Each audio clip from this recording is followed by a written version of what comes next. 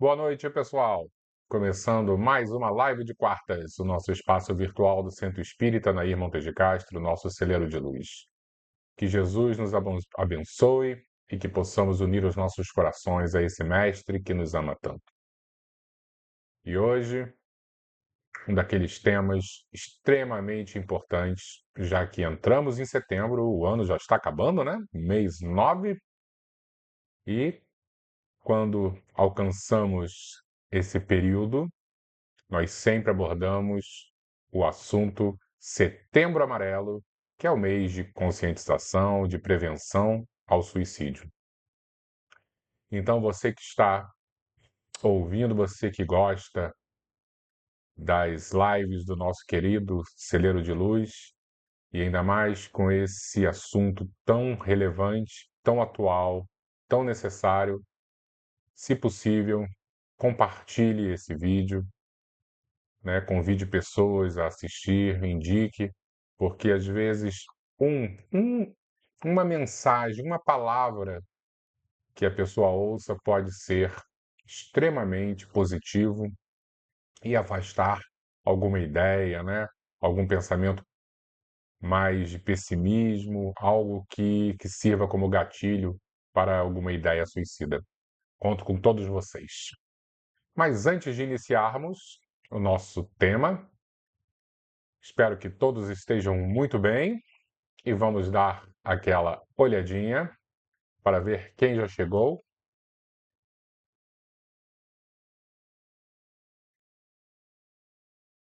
Sérgio, tudo bom, Sérgio? Uma ótima noite, que Jesus te abençoe. Amanhã, infelizmente, eu não poderei estar no grupo, mas se Deus quiser, semana que vem estarei.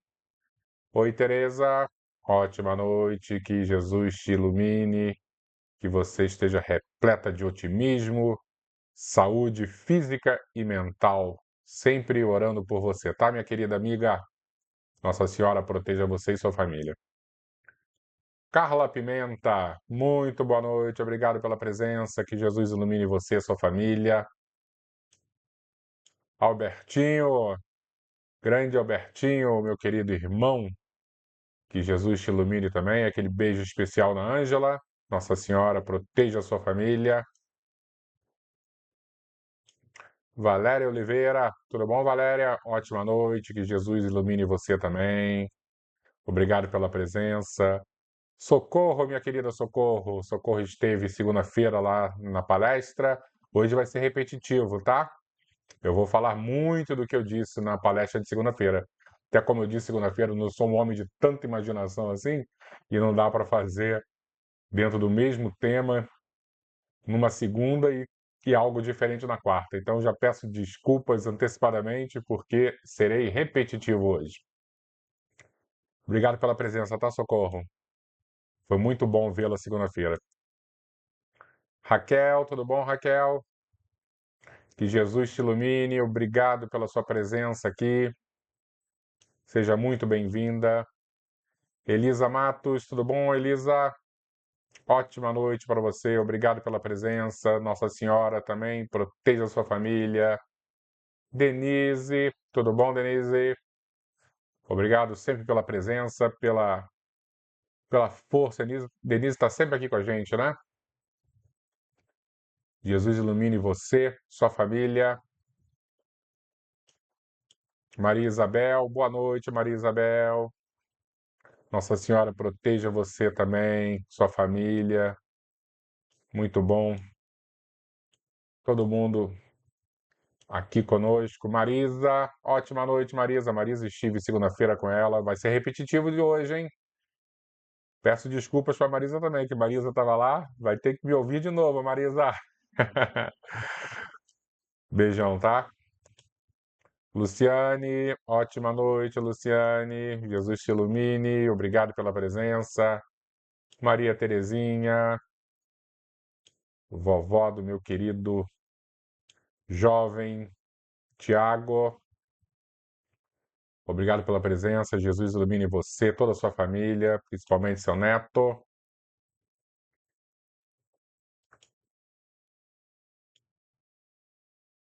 Carla Pimenta, Muito boa noite, Jesus te ilumine. Mas Carla eu já falei, né, Carla?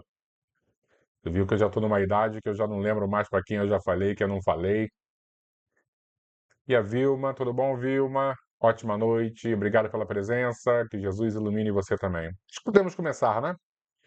E ao final da nossa explanação, o que eu pretendo fazer também? Ler um texto, o capítulo 13 do livro Amigo, psicografado por Chico Xavier, de Emmanuel, que é muito, muito tocante e que trata sobre o assunto de hoje, anti-suicídio. Aí no finalzinho a gente faz a leitura. Perfeito? Então vamos lá. Lembrando que o tema suicídio durante muito tempo foi um tabu, né? As pessoas não gostavam de comentar. É igual o câncer. Durante muito tempo as pessoas falam, que aquela pessoa está com aquela doença que eu nem falo o nome, né? Mas hoje em dia, né, o câncer, você tem tanto tratamento, você tem tanta qualidade de vida para a pessoa que tem a doença, curas espetaculares, né? Eu acho que a gente vai com o tempo perdendo o receio do passado. Assim como o suicídio, existem diversas maneiras de prevenir, né, de acolher, e nós temos que justamente conversar de uma forma séria, né, e sem romantizar o suicídio. Eu acho que esse é o grande problema, porque no passado as pessoas romantizavam muito. Então, um artista famoso acabou cometendo suicídio e as pessoas sempre citavam, não, porque ele não conseguiu suportar, né, o peso da modernidade, o peso disso, daquilo, ele é um grande herói, porque... E não dá para romantizar, né? É uma fuga. Claro que a gente precisa compreender, agir com compaixão, mas principalmente, quando conversar com alguém sobre isso, deixar muito claro, olha só, não resolve. Fugir dos problemas não resolve. Então, o que eu pensei iniciarmos? Fazer uma troca, em vez de falar no momento inicial sobre as causas e depois a gente chegar nas consequências, eu acho que é importante a gente inverter, falar um pouquinho das consequências e depois ir para as causas. E lembrando que, como nós somos espíritas, as consequências do suicídio não vão ficar circunscritas à consequência material, que o mais óbvio é a morte do corpo físico. O espírita, né, por acreditar que nós não somos esse corpo físico, esse corpo material, não acredita também, por tabela, no suicídio. Por quê? Porque se o objetivo da pessoa é acabar com a vida, ela não vai conseguir acabar com a vida. E mais aprofundada, né? Porque muitos psicólogos, psiquiatras dizem que o objetivo número um da pessoa que atenta contra a própria vida não é, por incrível que pareça, acabar com a vida, mas sim acabar com o sofrimento, acabar com o vazio existencial. E, mais uma vez, nós espíritas não acreditamos que essa ação vá acabar com sofrimento algum. Muito pelo contrário, acaba potencializando. Por quê? Porque, como nós somos um espírito imortal habitando um corpo, e esse corpo, por mais estranho que isso venha a parecer, né? Porque às vezes a gente discorda completamente disso, estamos numa fuga enorme. Esse corpo é uma dádiva, é um presente de Deus. É uma oportunidade que temos de reajustar através dos sofrimentos, das conquistas, das derrotas, das vitórias, reajustar com a balança divina, a justiça divina. Então, quando estamos usando um corpo de carne, estamos cheios de oportunidades de escrever novos capítulos nas nossas vidas. E, ao romper esse laço, que é extremamente sagrado, infelizmente, a culpa invade de maneira avassaladora. Então, achar que o corpo físico, a existência física termina é o primeiro erro. E achar que o vazio, que a dor, o sofrimento, a angústia também vai terminar por tabela é um outro erro enorme, porque não vai.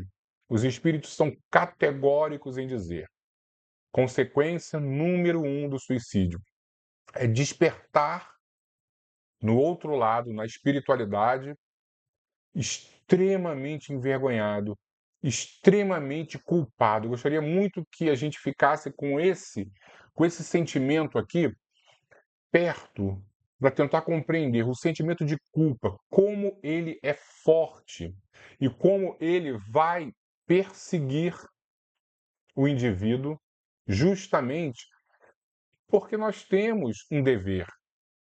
A nossa vida material é um presente de Deus, assim como a nossa vida verdadeira, a vida do espírito. Mas a existência física é um presente de Deus.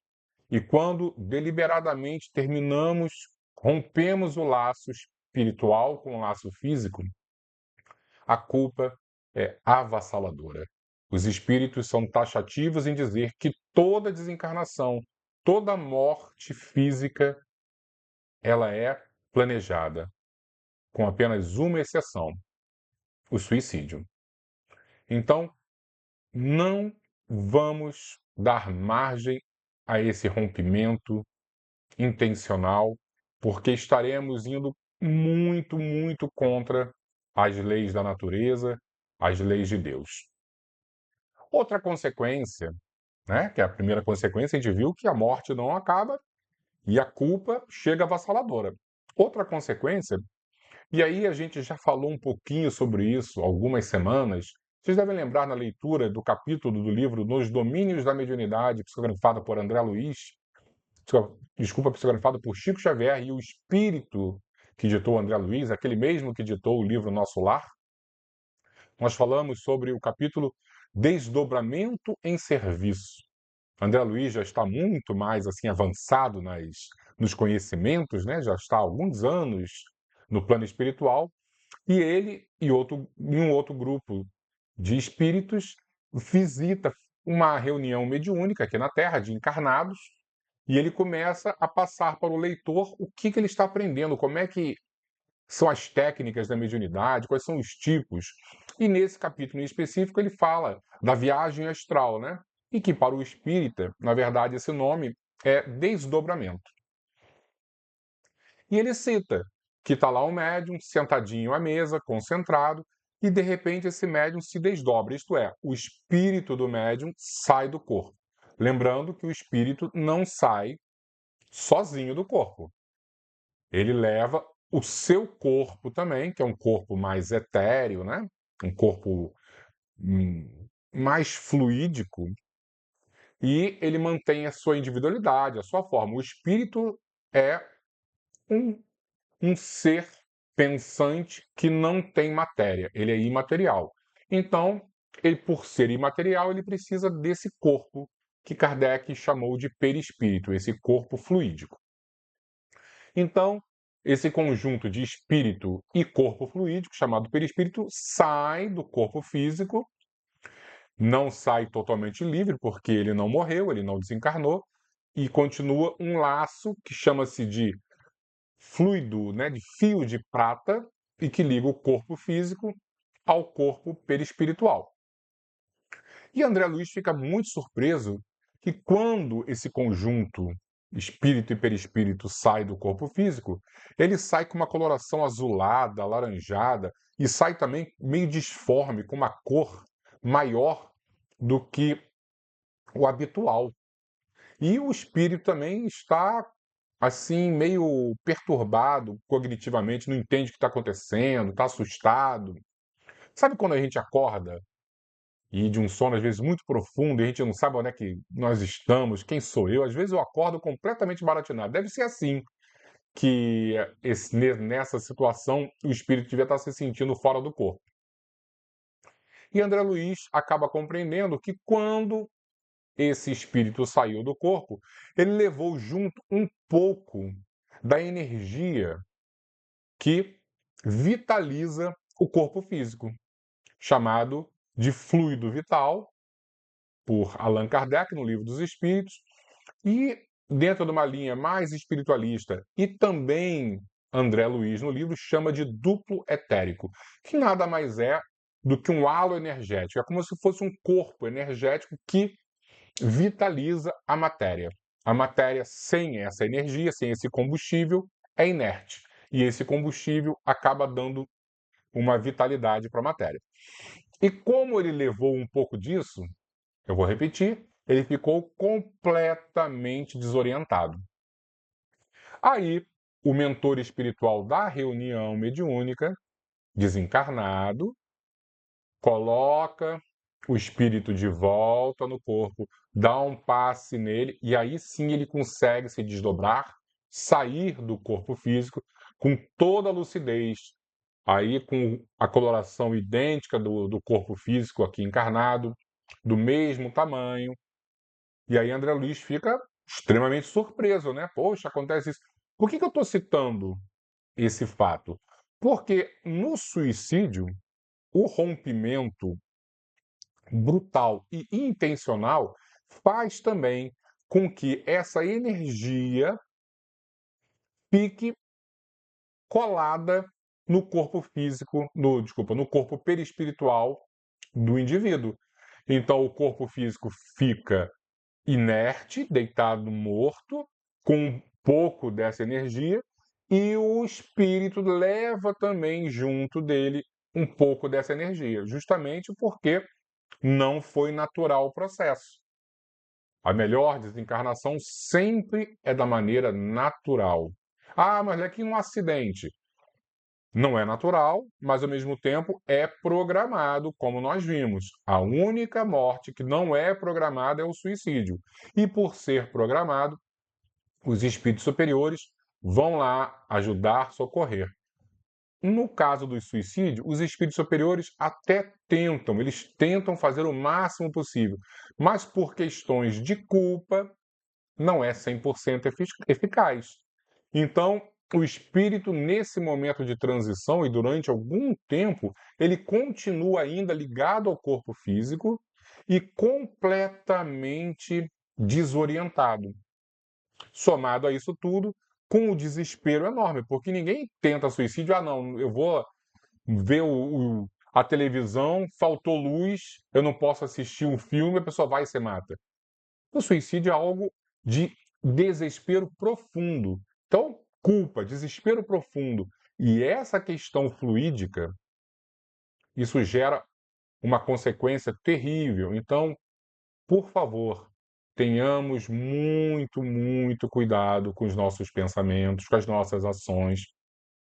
Se puder convidar uma pessoa para conversar, às vezes a gente sabe que a pessoa não está passando um problema bom, não é contar essas histórias, né, para apavorar a pessoa, mas acolher, sabendo que a vida é o nosso bem maior, a vida material é um presente de Deus e nós precisamos honrar esse presente de Deus, apesar das dificuldades, e às vezes são muitas dificuldades, são muitas, mas mesmo assim, todo mundo tem o peso da cruz ideal para as nossas forças, para as forças individuais. Cada um carrega uma cruz feita na medida. Então vamos ter um pouquinho mais de fé, um pouquinho mais de tolerância, de paciência. Quantas vezes a gente acha que eu não vou resolver nunca? A vida dá um jeito e a solução aparece. Vamos aguentar só mais um pouquinho. E uma outra consequência, para a gente terminar essa etapa das consequências em relação ao suicídio, é o retorno à carne. Porque todos nós reencarnamos, desencarnamos, depois voltamos à Terra, reencarnamos novamente, depois desencarnamos. É um ciclo. E os nossos queridos irmãos que cometeram esse ato, ao retornarem à vida na Terra, ao reencarnarem, eles vão trazer, a maioria das vezes, reflexos dos atos impensados. O nosso espírito está acoplado no perispírito e o perispírito está acoplado no corpo físico. Se nós fazemos algo contra o corpo físico, isso também chega no perispírito. E por questões de culpa, por isso que eu falei, vamos deixar a culpa assim bem do nosso lado para a gente entender o poder da culpa. E por questões de culpa, não conseguimos tratar esse corpo perispiritual. Por mais que os espíritos tentem, A culpa é tão grande, é como se você estivesse com uma grande infecção e essa infecção, a nossa pele estivesse lá cheia de feridas. E a gente vai limpar a ferida, vai limpar, ok, resolveu. Mas dentro da gente está tudo tão desequilibrado que a infecção sobrevive e a nossa pele volta a ficar lá com as feridas. Então a gente precisa tratar a culpa. E tratar a culpa, a maioria das vezes, é voltando num corpo de carne e vencendo todos os desafios que deixamos para trás, e aí sim a nossa consciência nos liberta. É a lei de Deus, onde nós precisamos reequilibrar, normalmente, a maioria das vezes, na esfera física. É claro que a gente consegue resolver muita coisa na esfera espiritual, mas a maioria dos nossos dramas precisam ser resolvidos na esfera física para reequilibrarmos a balança das nossas consciências. Ah, mas Leco, ok. Todo mundo que a gente vira agora com uma doença, com um problema, assim, é porque na outra vida ela se matou. Então, uma criança que nasceu com um problema mental, lógico que não. Nós vimos que existem provas e expiações. As expiações são esse reajuste dos nossos erros do passado nesta vida. Mas as provas são coisas que nós pedimos justamente para comprovarmos o nosso aprendizado e fortalecermos ainda mais os nossos propósitos para o futuro. Então, muitas das nossas dores, nossos sofrimentos, nossos desafios não têm causa no passado. Então, às vezes, um espírito desse que nasce com alguma sequela, algum problema, não tem nenhuma relação com o erro do passado, mas porque pediu, porque nesta vida, assim, vai conseguir aprender com mais facilidade questões importantes. Dar, por exemplo, imagina, eu fico imaginando assim, na minha faculdade, tinha um jovem que era deficiente visual e que ele conseguiu desenvolver um software. Eu fiz a faculdade de informática, ele conseguiu desenvolver um software para melhorar o aprendizado justamente dos deficientes visuais. Imagina um espírito desse, o quão iluminado pode ser. Eu lembro que eu olhava assim, matemática tão difícil, e eu enxergando perfeitamente, eu não consigo entender isso. E uma pessoa sem conseguir enxergar, conseguiu passar em tudo e se formar. Olha que capacidade desse espírito. Será que está resolvendo alguma questão do passado ou é um espírito missionário? Então nós não devemos, de jeito nenhum, tentar analisar a vida de ninguém. Não somos fofoqueiros do além, fofoqueiros da vida passada, das reencarnações passadas. Vamos olhar para as nossas vidas sempre imaginando o melhor e que são oportunidades maravilhosas que Deus nos dá para vencermos os desafios. Ok? Como terminamos aqui as consequências, vamos falar sobre as causas. Causa número 1. Eu sempre gosto, quando eu estou tocando no assunto de suicídio, falar sobre as causas sociológicas. Jacques Émile Durkheim, o pai da sociologia, lá na França, no início do século passado, ele fez um grande tratado sobre o suicídio e com questões sociológicas. Eu acho que pode explicar muitos dos problemas que os nossos jovens estão passando hoje em dia. Porque, não sei se vocês sabem, né? O suicídio virou uma grande pandemia e no Brasil, principalmente no Brasil, o suicídio, as taxas aumentam em relação ao resto do mundo, principalmente entre crianças, adolescentes e jovens. Então é muito sério. E eu acho que essa questão sociológica de Durkheim explica um pouquinho o que nós estamos experienciando. Durkheim ele divide em alguns tipos de suicídio.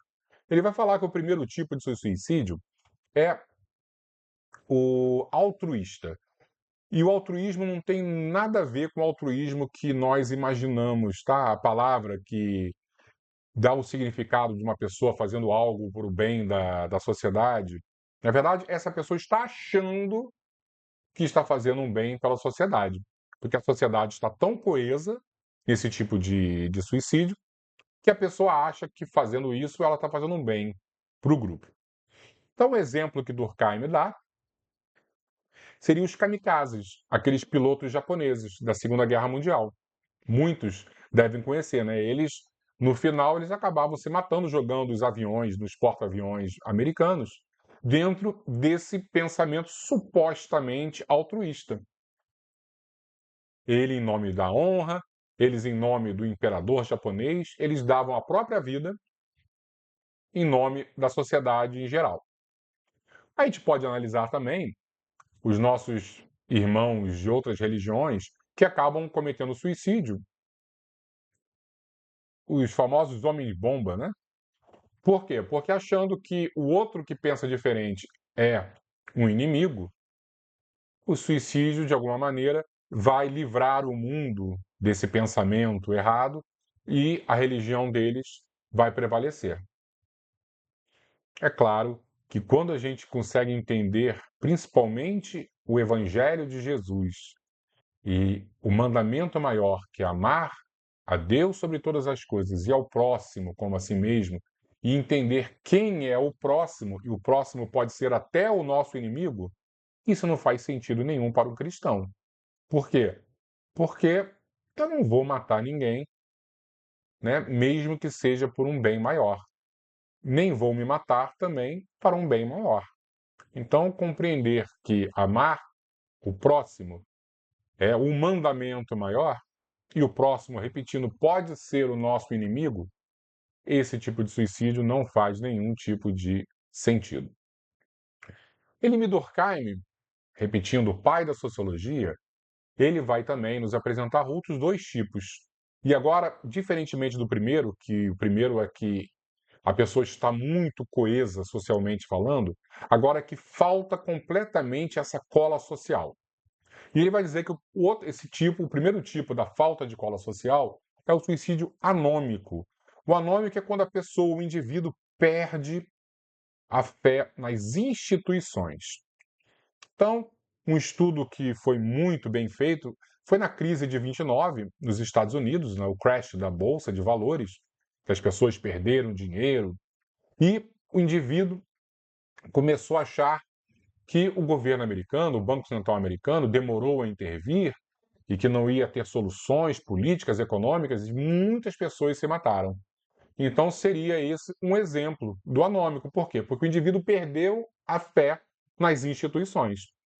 Uma outra coisa também, em relação ao suicídio anômico, o que nós podemos enxergar uma grande instituição atual que perdeu a força e as pessoas, principalmente os jovens, estão completamente afastadas, é a instituição família.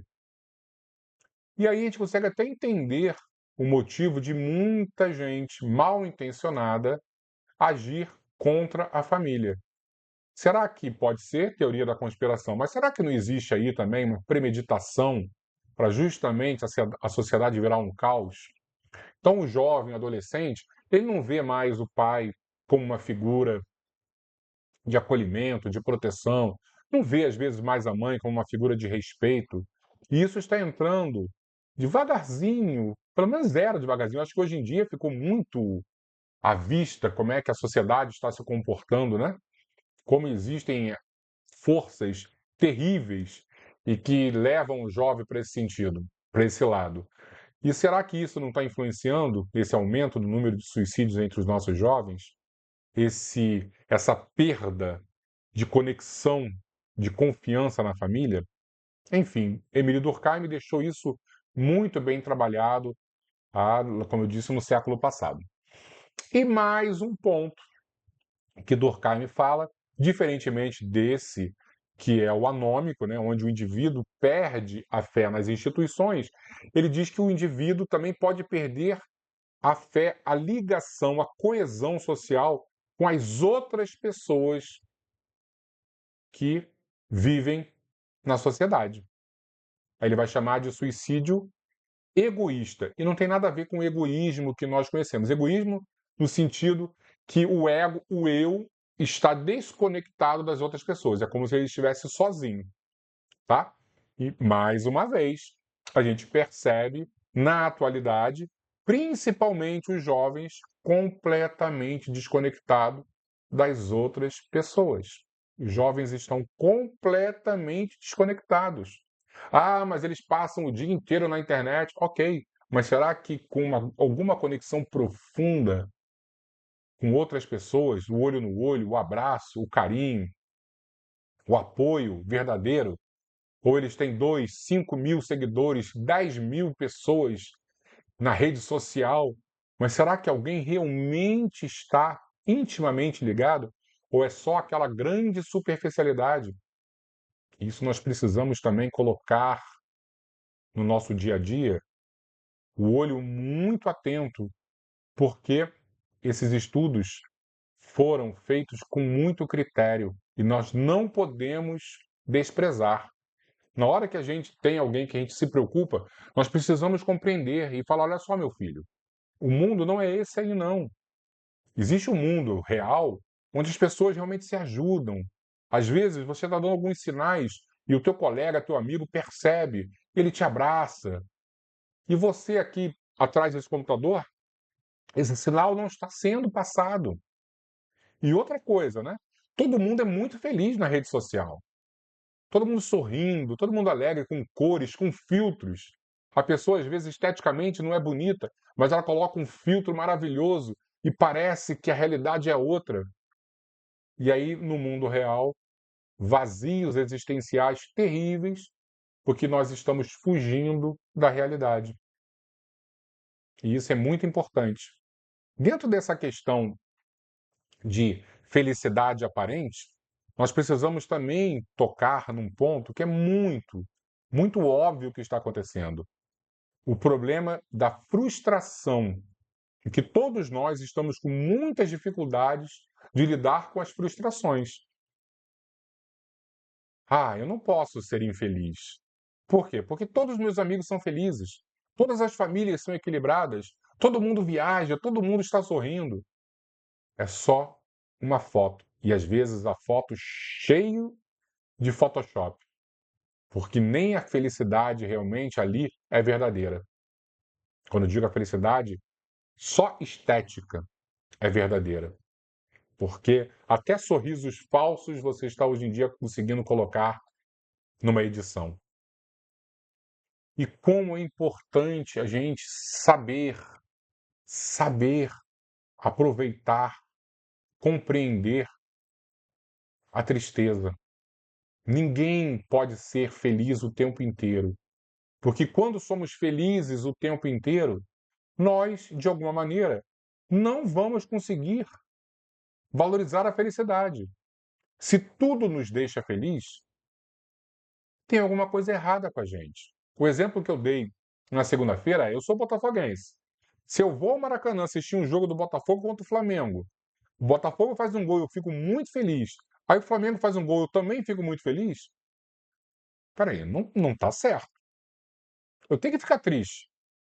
Até para quando o Botafogo virar o jogo, se virar, aí eu fico mais feliz ainda. A tristeza faz parte para a gente valorizar mais ainda a alegria, a felicidade. Quem é feliz o tempo inteiro não é feliz. Alguma coisa está errada. Não é para a gente ficar buscando a tristeza, não. Mas é quando ela bater a nossa porta, a gente conseguir compreender que ela tem um propósito de educação, terapêutico. Nós não podemos negligenciar isso. Então, vocês tendo filhos, tendo netos, sobrinhos, tentar esclarecer como é importante valorizar os momentos bons, mas compreender também que os momentos ruins fazem a alegria valer mais a pena, potencializa a nossa alegria, faz parte da vida. Porque senão a primeira decepção amorosa a pessoa já está tentando suicídio. Por quê? Porque às vezes nós blindamos tanto o jovem, o que acontece? Eles não aprenderam a se virar sozinhos. Deixar sofrer um pouquinho é importante também. Então, já que falamos sobre essas causas sociológicas e um pouco da tristeza, Vamos falar de uma outra causa que é extremamente importante e extremamente atual também, que são as causas fisiológicas, principalmente as nossas questões psiquiátricas. Todo mundo tem um pouquinho de questões psiquiátricas, tá? Não vamos nos enganar. E é claro que alguns têm outras mais sérias e outras mais leves, mas todos nós temos os nossos problemas.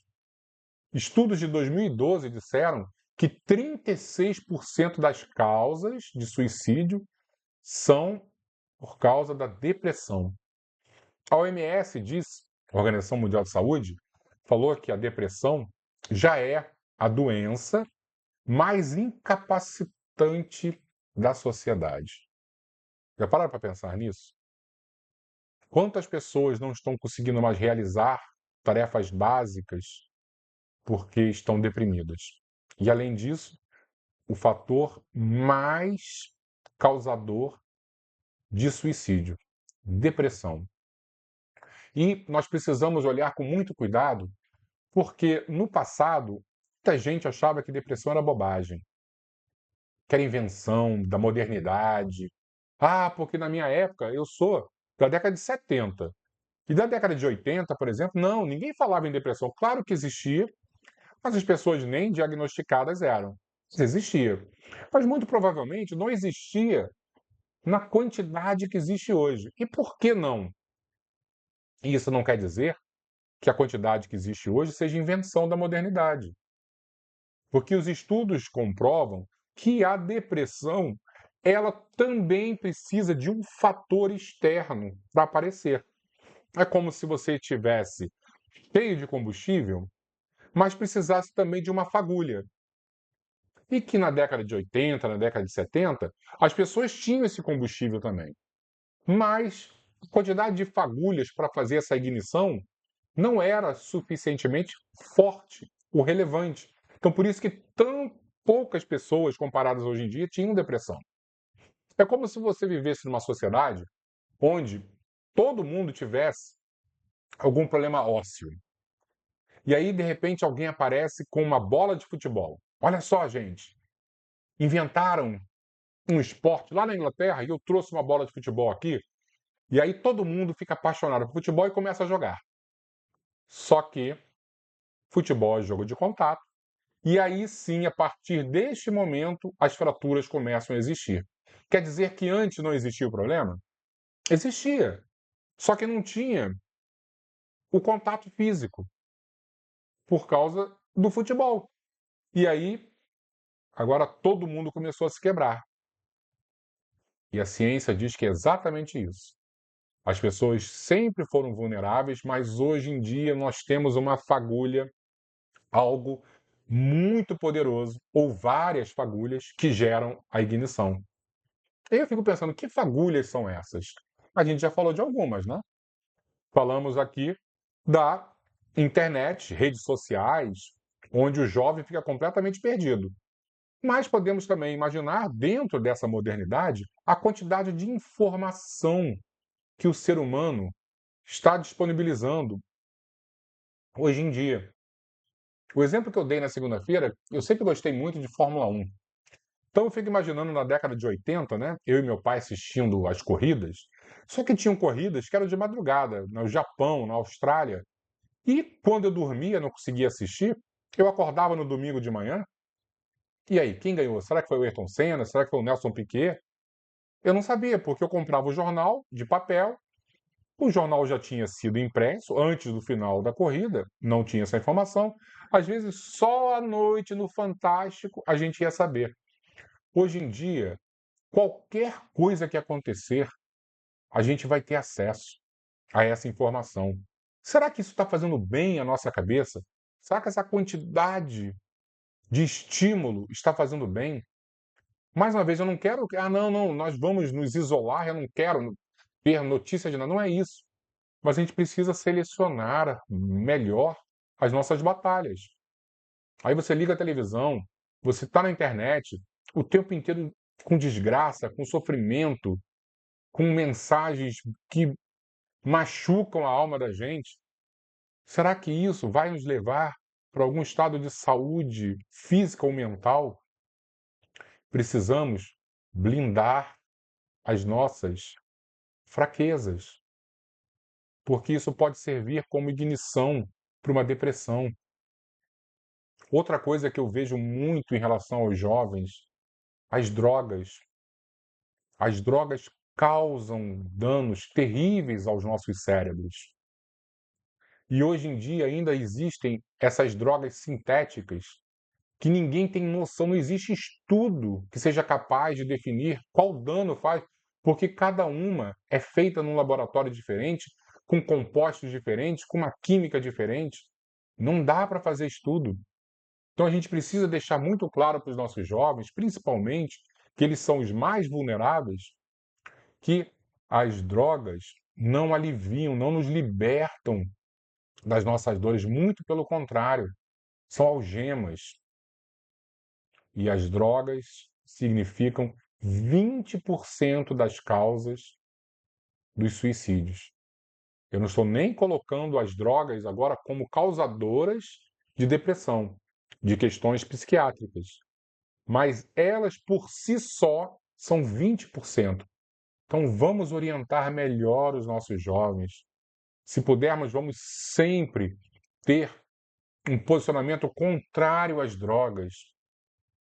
Isso é uma desgraça na vida das pessoas. E, já que estamos falando das questões psiquiátricas,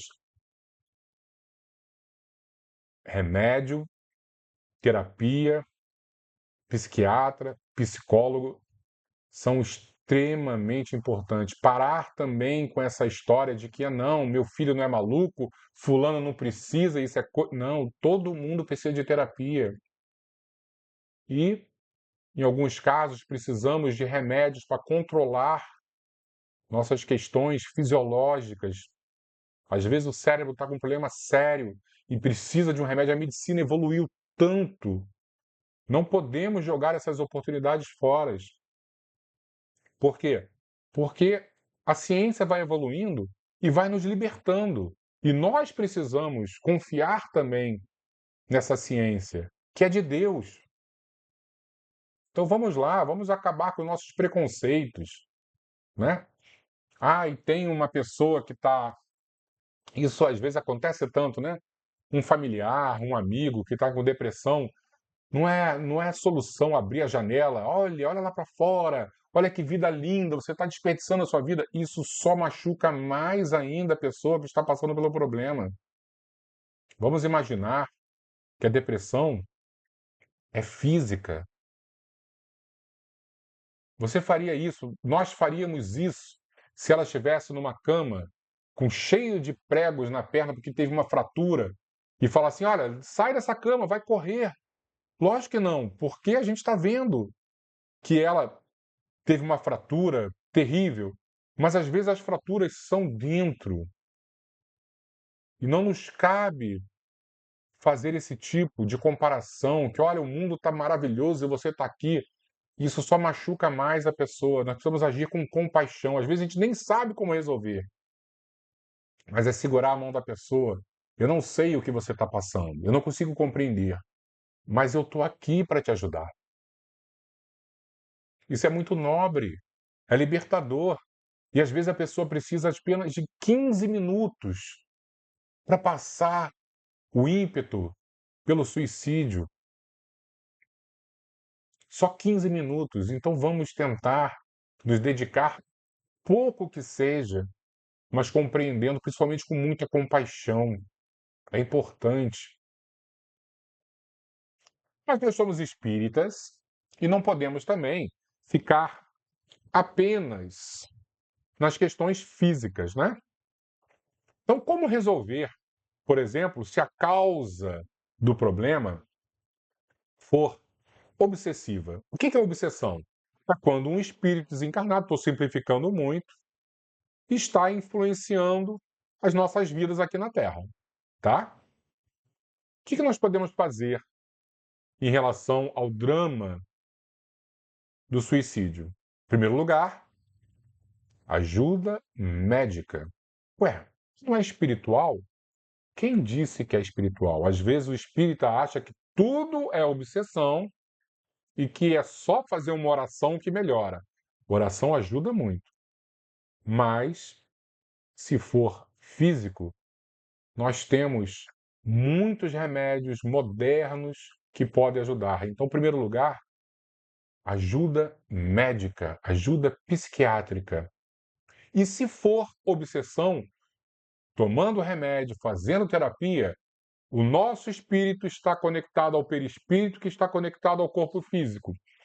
O remédio vai passar para o nosso perispírito e, de alguma maneira, vai ajudar nesse combate inicial das ideias exteriores, do espírito obsessor. Faz parte do tratamento começar pelo corpo físico.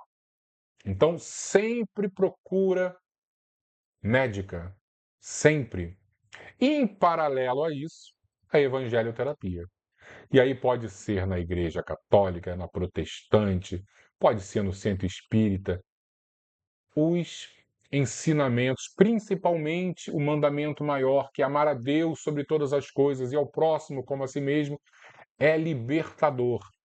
E quando verdadeiramente abraçamos esse sentido da vida, com certeza vamos acabar com a infecção dentro da gente, como eu dei aquele exemplo no início, acabar com essa infecção moral que é a causa dos nossos dramas e as nossas vidas vão melhorar. Precisamos abraçar o Evangelho. Isto é muito importante. E quando falamos amar ao próximo como a si mesmo, se perdoar, se amar, compreender que nós temos dificuldade.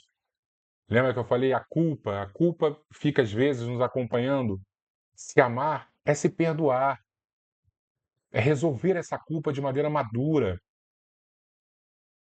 E amar ao próximo é enxergar qualquer um, até os nossos inimigos, como merecedores do perdão, da compaixão, da compreensão. Então, amar o próximo é a gente olhar para as nossas mazelas, as nossas dificuldades e imaginar assim: pode ser, tudo que eu estou passando pode estar sendo influenciado por um espírito obsessor, um espírito que me deseja mal. Mas eu amo esse espírito e eu quero o bem dele. E precisa ser de maneira verdadeira, profunda, e eu sei que é difícil. Porque olhar a própria vida, nossa, minha vida está tão ruim, e conseguir identificar que existe uma força externa que está te prejudicando e a gente buscar o perdão desse ser, amar esse ser, é muito difícil. Mas queremos o quê? Achar que não temos nenhum tipo de responsabilidade nesse tango, porque a obsessão é um tango onde os dois estão dançando no mesmo ritmo. Se esse espírito obsessor está conseguindo entrar nesse nível no meu psiquismo, é porque nós sintonizamos nele. Houve uma harmonização durante muito tempo.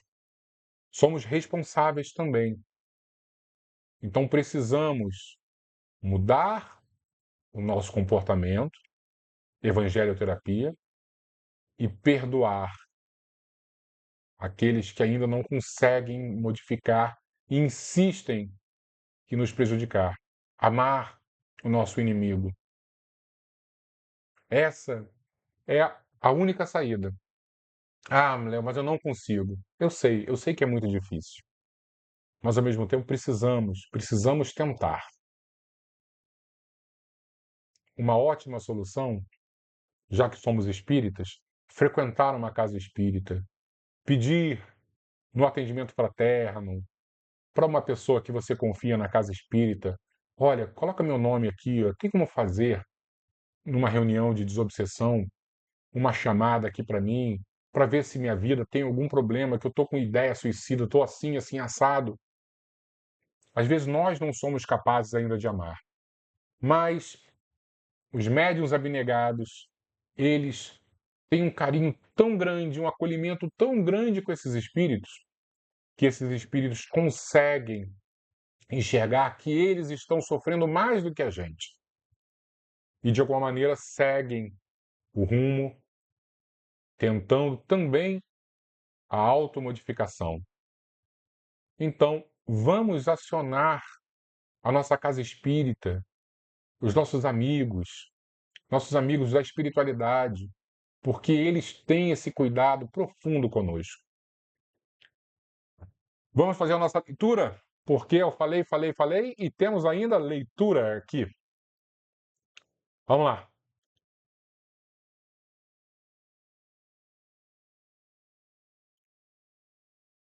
Como eu disse, está no livro Amigo do Chico Xavier e Emmanuel, tá? Capítulo 13, Ante o Suicídio. Se a ideia do suicídio alguma vez te visita o pensamento, reflete no infortúnio, na infelicidade de alguém que haja tentado inutilmente destruir a si mesmo, quando pela própria imortalidade está claramente incapaz de morrer. Foi o que eu falei, né?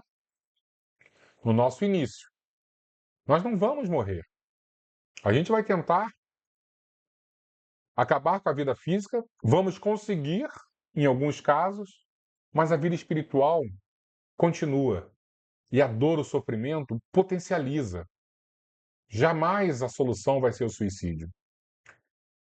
Na hipótese de haver arremessado um projétil sobre si, ingerido esse ou aquele veneno, recusado a vida para enforcamento ou procurado extinguir as próprias forças orgânicas por outros meios, indubitavelmente arrastará consigo as consequências desses atos, a se lhe configurarem no próprio ser, na forma dos chamados complexos de culpa. Olha Emmanuel falando do complexo de culpa. Entendendo-se que a morte do corpo denso é semelhante a um sono profundo, de que a pessoa ressurgirá sempre, é natural que esse alguém penetre no mundo maior na condição de vítima de si mesmo.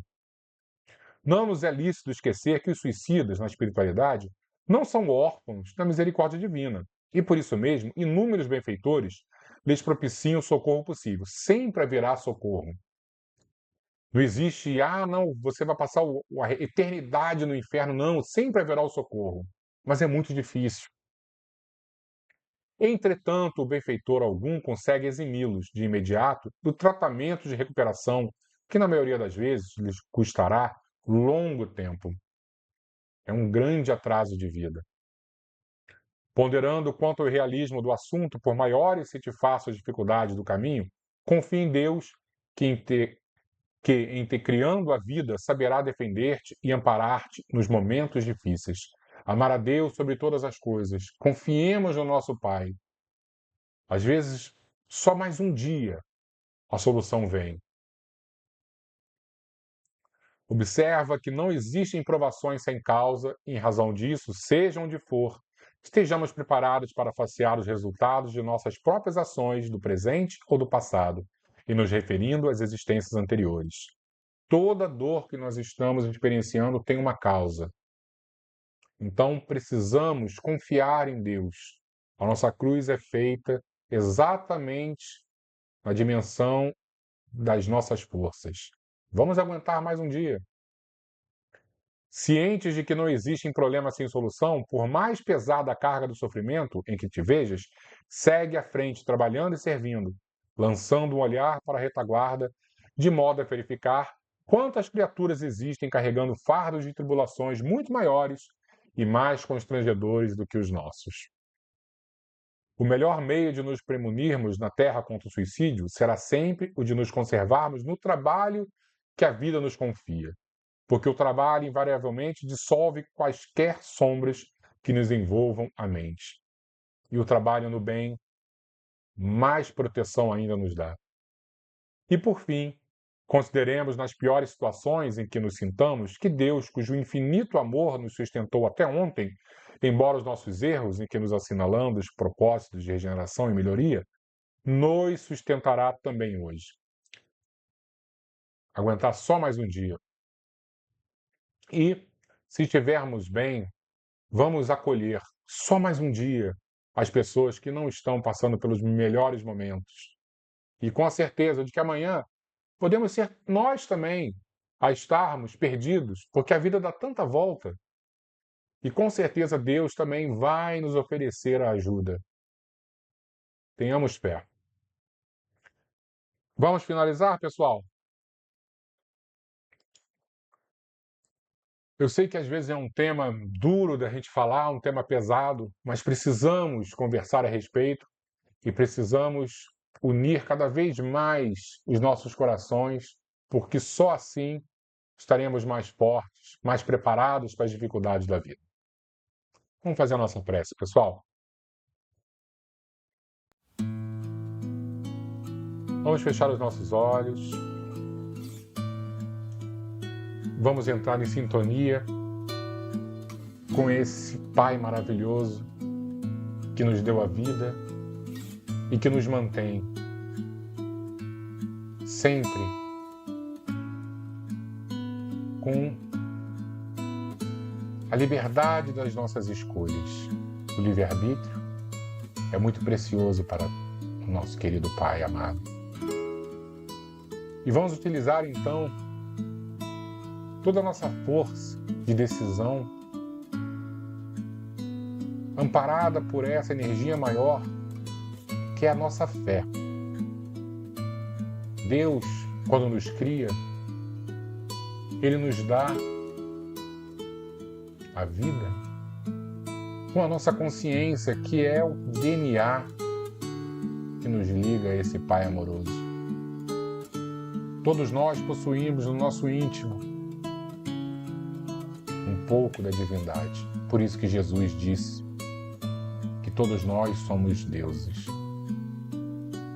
E se nós somos, estaremos sempre conectados ao Pai Celestial, vamos receber dele a força necessária para assumirmos as nossas responsabilidades e aguentarmos os desafios propostos. Cada um recebe a cruz apropriada para a caminhada, por mais difícil que seja. Vamos lembrar que Jesus, o presente maior que Deus nos ofereceu, Jesus também nos ofereceu um presente maior, Maria Santíssima.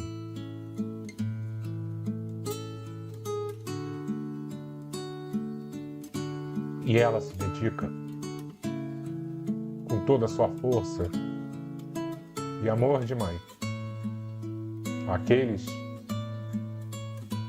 que fraquejam, que perdem a coragem, que se sentem órfãos, mas jamais serão. Porque o amor de Maria é amor de mãe. E a mãe sempre nos oferece o colo necessário. O amor suficiente para enfrentarmos com a dignidade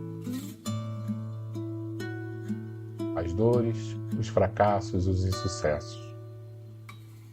Obrigado, Mãe Santíssima. Fica conosco hoje e sempre.